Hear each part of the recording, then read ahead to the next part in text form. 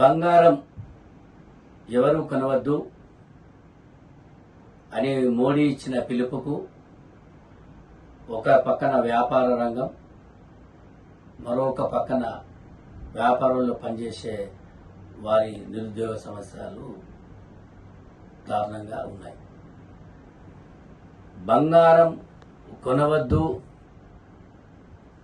అనే విషయంలో మరి గతంలో చూసుకుంటే అప్పుడు మన దేశ ప్రధాని గారు 1967లో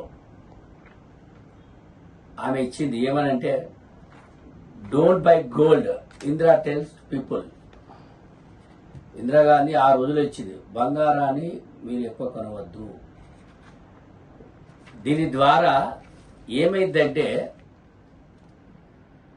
మన యొక్క రూపాయి విలువ అనేది తగ్గుతూ పోతుంది, డాలర్ విలువ పెరుగుతుంది.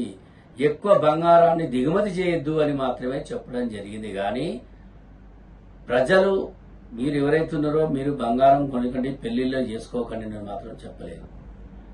దీని మీద ఆ రోజుల్లో మరి 1967లో ఇందిరాగాంధీ ఈ ప్రకటన చేసింది.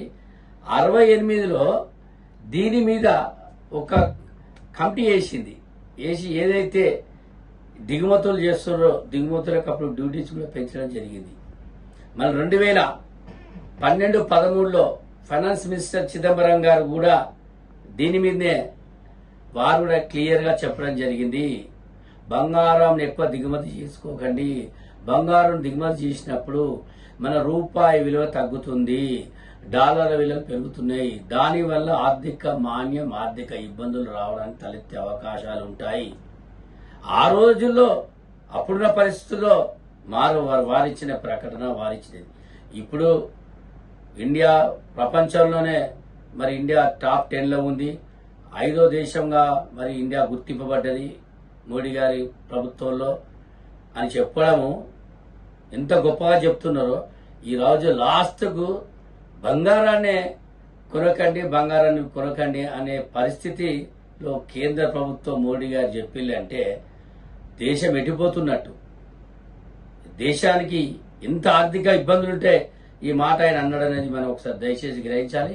కనుక తప్పకుండా ఈ యొక్క మీరిచ్చిన వాక్యాలు రిటర్న్ చేసుకోండి.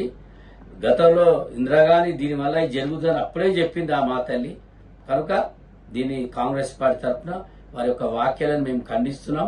మీ వల్ల వ్యాపారస్తులందరూ రోడ్ల మీద పడే పరిస్థితి, వారు బ్యాంకు లోన్లు ఓడీలు తెచ్చుకుని వ్యాపారం నడిపే ప్రతి వ్యాపారస్తుడు మీరిచ్చిన స్టేట్మెంట్ తర్వాత చాలా ఇబ్బందులకు గురవుతున్నారు. కనుక తక్షణమే మరి మీరు ఆ ఒక్క బంగారం విషయంలో సీరియస్ గా ఆలోచించి మరొక ప్రకటన ఇవ్వాల్సిందిగా నేను మిమ్మల్ని డిమాండ్ చేస్తున్నాను.